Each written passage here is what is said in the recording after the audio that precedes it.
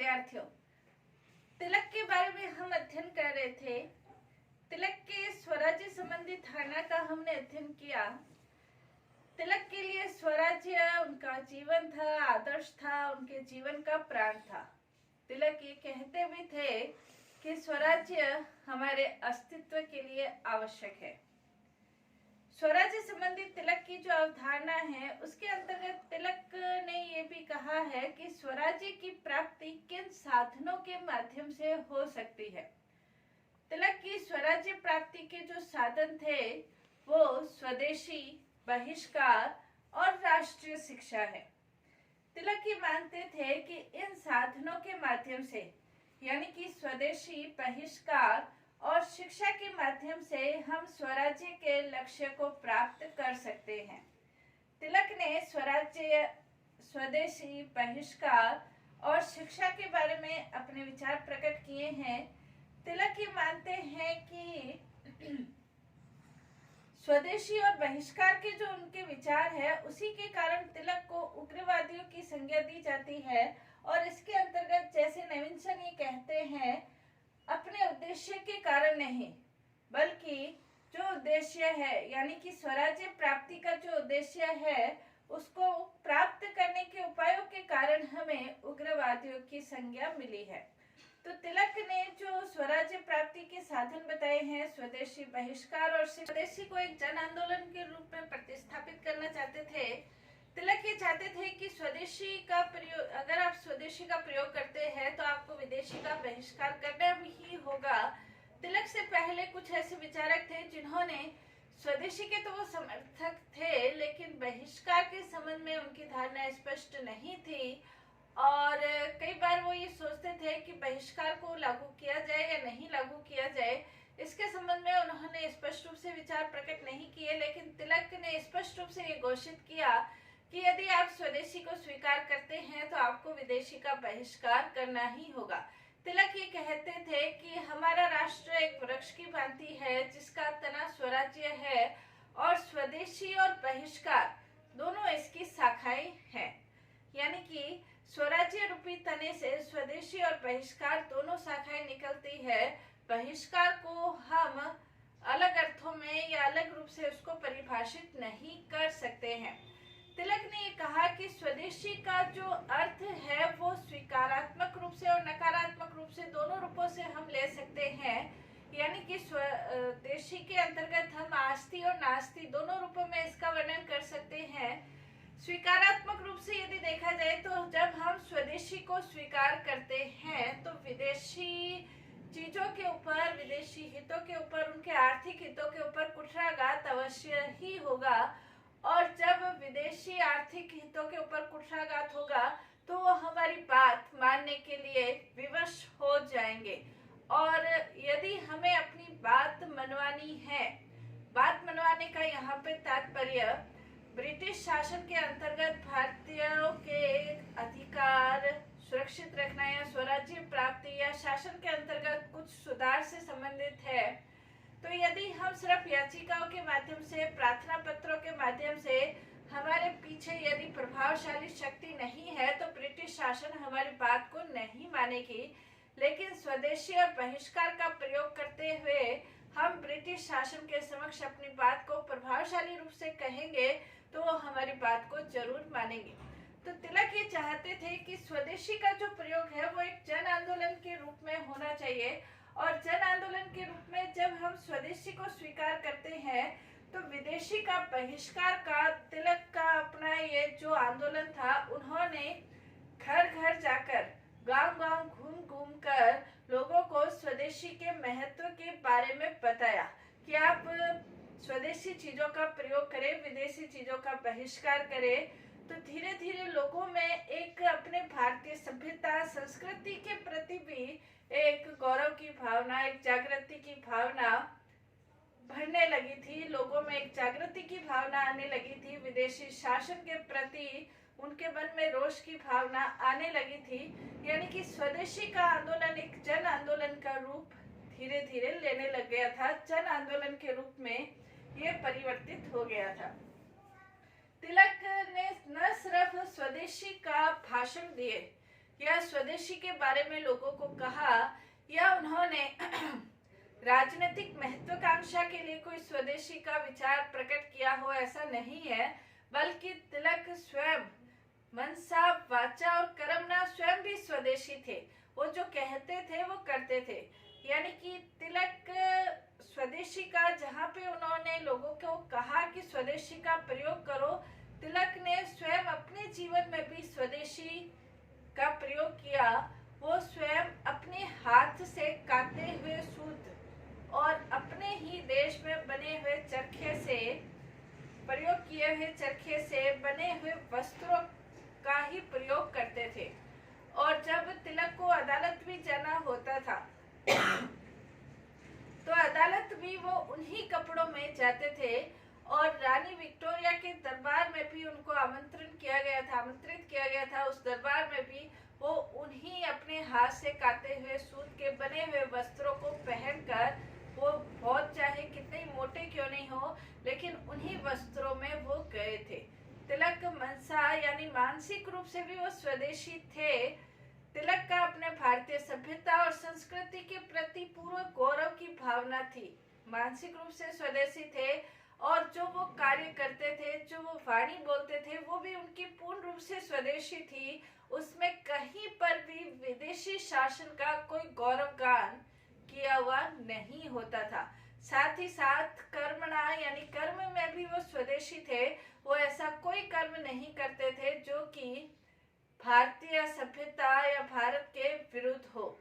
यानी कि स्वदेशी चीजों का वो प्रयोग करते थे, स्वदेशी वाणी बोलते थे और उनके जो विचार थे वो भी पूर्ण रूप से स्वदेशी थे।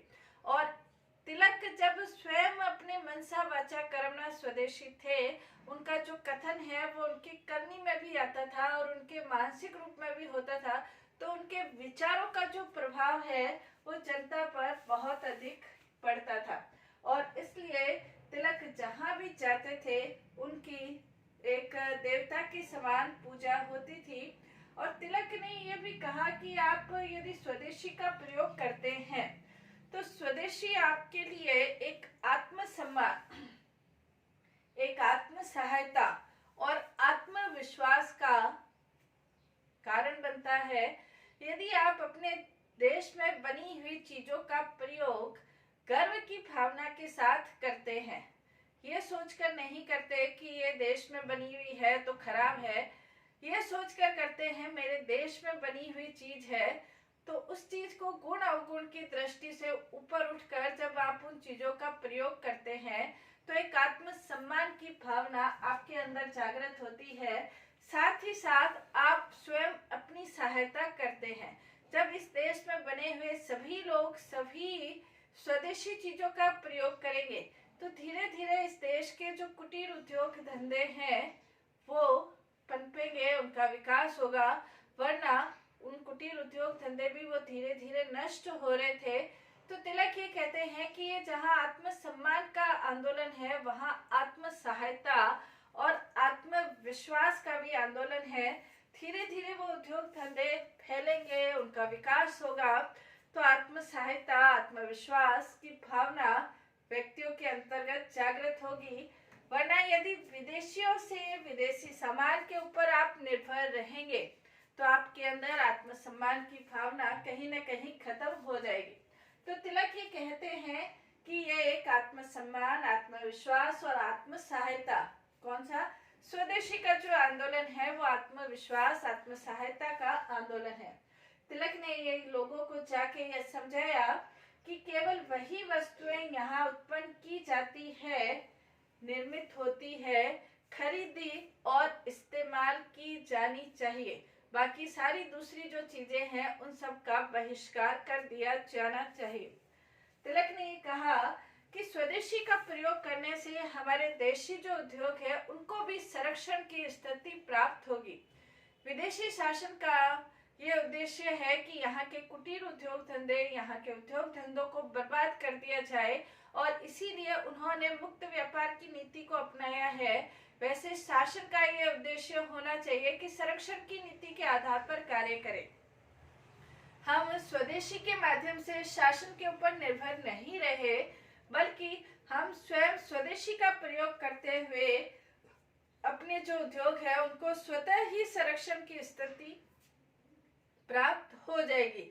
क्योंकि जब हम अपने देश में बनी हुई चीजों का प्रयोग करेंगे तो अपने देश में बनी हुई चीजों का प्रयोग करने से हमारे जो उद्योग धंधे हैं उनका विकास, उनकी आपूर्ति, उनकी मांग, उनका सप्लाई सब स्वतः ही ठीक होने लग जाएगी।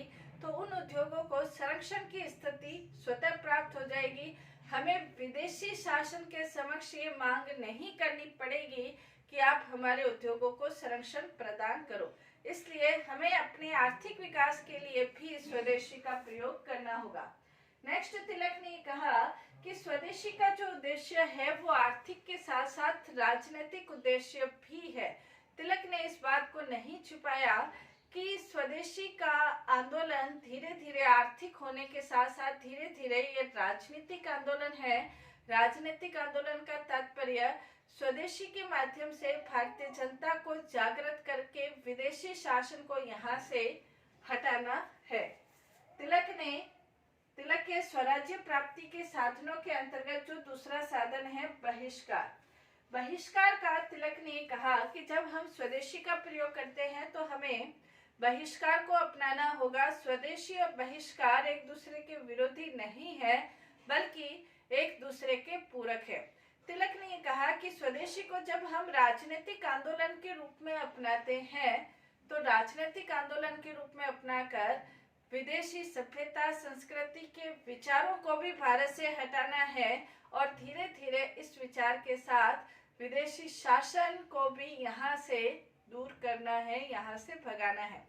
तिलक ने लोगों को समझाते हुए कहा कि हमारे पास शस्त्र नहीं है, लेकिन उन शस्त्रों की हमें आवश्यकता भी नहीं है। क्यों नहीं है? क्योंकि हमारे पास बहिष्कार के रूप में बहुत प्रभावशाली शस्त्र मौजूद है और जब हम पूरे गौरव भावना के साथ, जोश की भावना के साथ बहिष्कार रूपी शस्त्र को अपनाते हैं, यानी कि विदेशी चीजों का, विदेशी वस्तुओं का, विदेशी सुविधाओं का, विदेशी प्राइज का, इनाम का, सारी विदेशी चीजों का जब हम बहिष्कार करते हैं तो हमारे पास एक प्रभावशाली शस्त्र मौजूद है। तिलक के जो ये भाषण थे उनका प्रभाव वास्तविक रूप में लोगों के ऊपर पड़ा और जगह जगह लोगों ने विदेशी सामान की होली जलाई। जगह जगह विदेशी सामानों का, विदेशी कपड़ों का, विदेशी दुकानों का बहिष्कार किया गया। यहाँ तक कि कई लोगों ने अपने प्राइज लौटा दिए, कई लोगों ने विदेशी सुविधाएं लौटा दी, नौकरियों से त्यागपत्र दे दिए गए।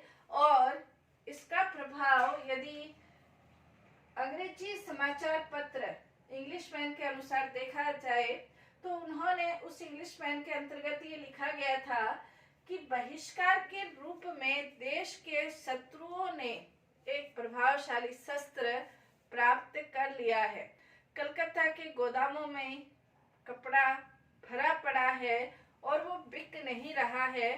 देश के शत्रुओं ने ब्रिटिश शासन के आर्थिक हितों के ऊपर कुठाराघात करने के संदर्भ में बहिष्कार के रूप में एक प्रभावशाली शस्त्र प्राप्त कर लिया है।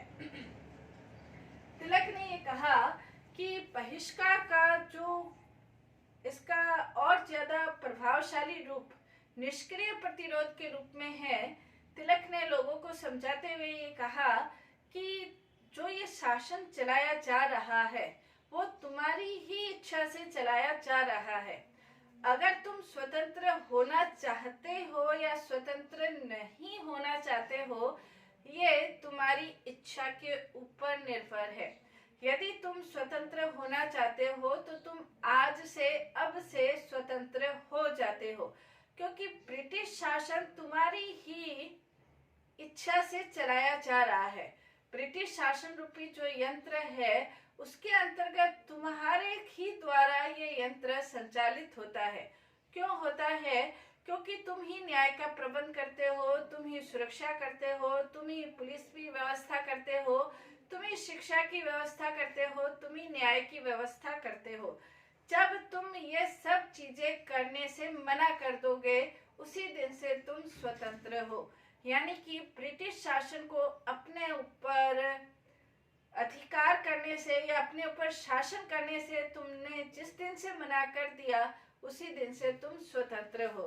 तिलक ने बहिष्कार का प्रभावशाली रूप या उग्र रूप निष्क्रिय प्रतिरोध के रूप में बताया। तिलक ने ये कहा कि तुम्हें ये जानना चाहिए कि तुम उस शक्ति का महान तत्व हो जिसमें भारत में प्रशासन चलाया जाता है। ब्रिटिश शासन रूपी शक्तिशाली यंत्र तुम्हारी सहायता के बिना नहीं चलाया जा सकता है। तो तिलक ने ये कहा कि जिस दिन से तुमने अपने ऊपर शासन करने से ब्रिटिश शासन को मना कर दिया, उसी दिन से तुम स्वतंत्र हो जाओगे। तिलक निष्क्रिय प्रतिरोध की अवधारणा महात्मा गांधी के 1920-21 के असहयोग आंदोलन के रूप में उन्होंने बताई थी। हालांकि 1920 में तिलक की मृत्यु हो गई थी, लेकिन असहयोग आंदोलन निष्क्रिय प्रतिरोध का ही एक प्रतिरूप माना जा सकता है। इसके अलावा तिलक ने स्वराज्य प्राप्ति का जो नेक्स्ट साधन है वो राष्ट्रीय शिक्षा भी बताया। तिलक ने शिक्षा का उद्देश्य ये बताया कि शिक्षा सर्वसुलभ होनी चाहिए, भारतीय उद्देश्यों के अनुरूप होनी चाहिए, व्यक्तिगत चरित्र का विकास करने वाली शिक्षा होनी चाहिए और राष्ट्रीय जागृति को उन्नत करने वाली शिक्षा होनी चाहिए। शिक्षा पढ़ना लिखना सीख लेना ही शिक्षा नहीं है, बल्कि तिलक ने ये कहा कि शिक्षा वास्तव में वो है जो कि जीविकोपार्जन के योग्य बनाए, देश का सच्चा नागरिक बनाए, हमें अपने पूर्वजों का ज्ञान कराए, वो वास्तव में सच्ची शिक्षा है। तिलक वर्तमान जो अंग्रेजी शिक्षा पद्धति थी उसका किसी भी रूप में वो उसके समर्थक नहीं थे। वो ये चाहते थे कि वर्तमान जो अंग्रेजी शिक्षा है वो न तो भारतीय उद्देश्यों को ध्यान में रखकर दी जाती है और न ही भारतीयों के द्वारा भारतीय भाषा के अंतर्गत दी जाती है। तिलक इस शिक्षा में पूर्ण रूप से परिवर्तन करना चाहते थे और वो ये चाहते थे कि शिक्षा के पाठ्यक्रम के अंतर्गत औद्योगिक शिक्षा भी शामिल हो, जिससे भारत का आर्थिक विकास हो। धार्मिक शिक्षा भी शामिल होनी चाहिए। जो भी व्यक्ति जिस भी धर्म को माने उस धर्म की शिक्षा की जानकारी उसे अवश्य प्राप्त होनी चाहिए, ताकि उसका धर्म वास्तव में क्या कहता है और लोग किस प्रकार से उसको धर्म के नाम पर बहकाते हैं, ये उसको तभी जानकारी मिलेगी जब धार्मिक शिक्षा के बारे में वो जानकारी प्राप्त करेगा। इसलिए शिक्षा के अंतर्गत धार्मिक शिक्षा भी होनी चाहिए। शिक्षा का जो माध्यम है मातृभाषा होनी चाहिए। मातृभाषा के अंतर्गत व्यक्ति शिक्षा प्राप्त करता है, बच्चा शिक्षा प्राप्त करता है तो शिक्षा को जल्दी ग्रहण कर सकता है। एक राष्ट्रभाषा, एक लिपि होनी चाहिए और साथ ही साथ शिक्षा के अंतर्गत राजनीतिक शिक्षा भी प्रदान की जानी चाहिए। राजनीतिक शिक्षा, कैसे भारत गौरवशाली देश था, कैसे यहाँ पर अंग्रेजी शासक आए, किस प्रकार से आंदोलन हुए, इस प्रकार की राजनीतिक शिक्षा भी शिक्षा के पाठ्यक्रम में एक पाठ्यक्रम के रूप में शामिल होना चाहिए। शिक्षा के माध्यम से लोगों का मानसिक विकास करके, लोगों को जागृत करके वो अंग्रेजी सरकार के विरुद्ध एक जनमानस जन आंदोलन को तैयार करना चाहते थे, ताकि लोग वास्तविक स्थिति को समझकर अपने देश, अपनी संस्कृति के प्रति गौरव की भावना रखकर वापस से अपने देश और संस्कृति के उसी गौरव को पुनः प्राप्त करने के लिए प्रयास शिक्षा के माध्यम से करें। तो ये स्वराज्य प्राप्ति के साधन थे जो तिलक ने बताए: स्वदेशी, बहिष्कार और राष्ट्रीय शिक्षा। धन्यवाद।